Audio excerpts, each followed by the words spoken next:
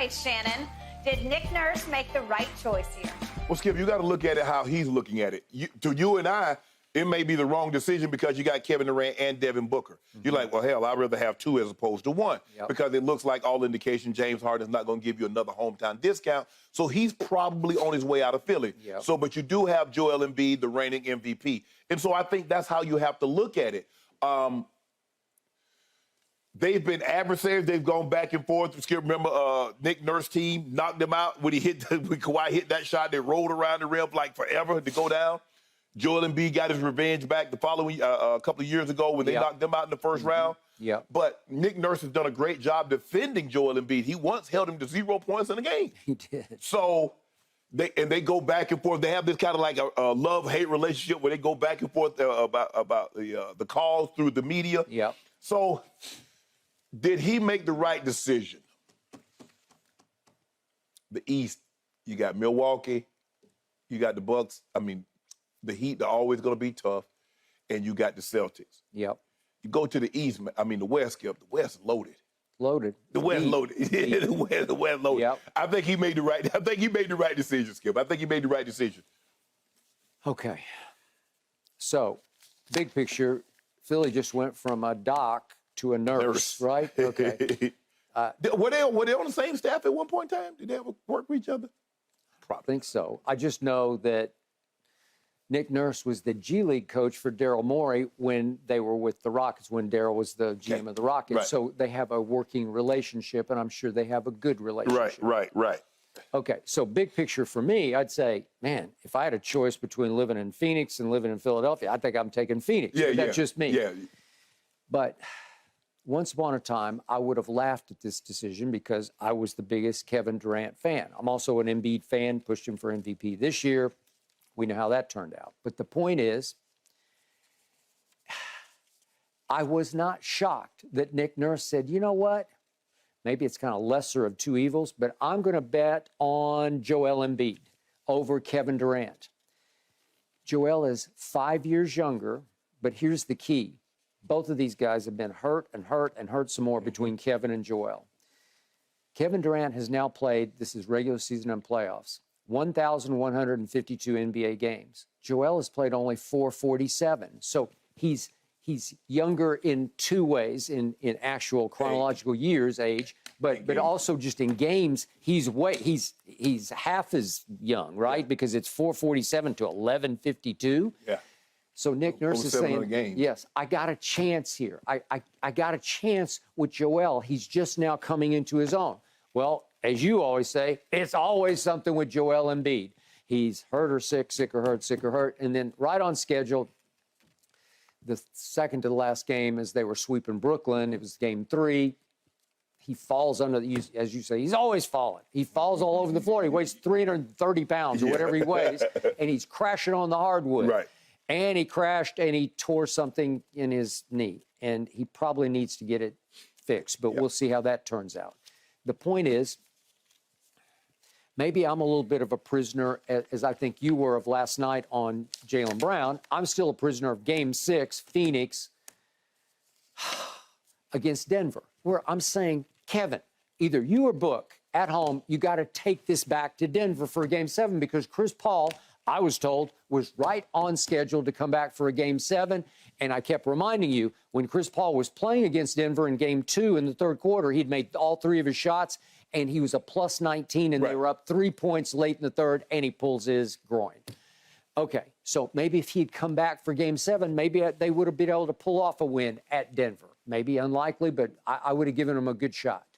The point is, Kevin Durant was pretty horrible in much of that series, but especially in Game 6, he started looking a little old to me.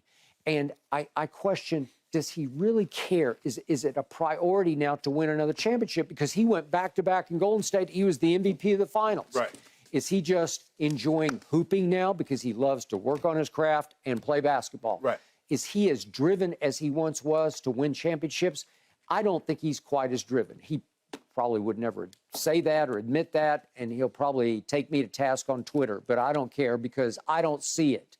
I couldn't see in his body language in Game 6 that he was driven to win that game. So my point to you is, I think Nick Nurse is carefully watching and saying, I think I got a little better right now with better chance with Joel right now than I do with Kevin, even with Devin Booker and whatever they're going to do in Phoenix. I like my chances because I like the East better than the West. And he obviously knows the East a little better than he knows the West. Okay. So I got it. And I'm happy for Philadelphia. I hope they let James go. I don't think he's a winning basketball player. Well, then what are you going to get in return? Okay, well, you got Tyrese Maxey, who's on the verge of stardom. To me, I think he didn't get enough run last year because James has the ball so much. And then you have an option to go get I don't know who else you could go add, but you could go ahead and mix and match. Because if Joel has another year like he just had in the regular season, he's going to be right in the middle. It'll probably come down to him and Joker again for the MVP. Yeah. And I still like Joel's chances. I think you can go places with Joel. And again, you got Boston maybe teetering a little bit. Milwaukee's got a new coach and a whole new direction. Let's see how that turns out. And Miami is still overachieving. So he's saying we could win this. So to make a long story short, you out on KD? Well, let's just say this. I'm not in on him. Well, you haven't heard me say he's the best player on the planet. Have I said that lately? No. Well, he hadn't been that in a very long time, if ever. But okay. If ever. Well, he was in 2017 and 2018 because he proved it. No. In LeBron's house, he proved it. Just because somebody win Finals MVP, that doesn't make him the best player. No, it does not. Even though he went in and beat you at your own game in your house in Game 3. What back-to-back years. Back-to-back years. Whew. But, Skip, you still don't give Steph Curry and the Warriors. You won't get him any credit. Only because they flew all the way across the country to get down on bended knee and say, please save us. Well, Skip, I want you to go to Jane Kicklighter's house in Glenville. You go like, how? I don't know the directions. Kevin Durant gave him the directions to his house. How the hell they know where to go? Well, he was staying in somebody else's house. But I'm saying he told them where to come. Yeah.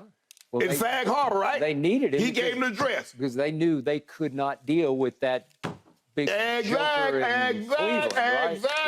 Yeah. So it took 4 of them to jump him coming out the arena. But it took one.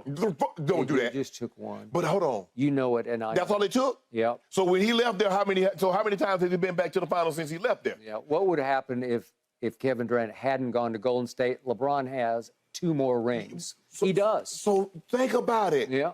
So that means what? That means Kevin Durant was the best player on the planet. So what about Steph? Okay. He's pretty good. He won a couple of MVPs.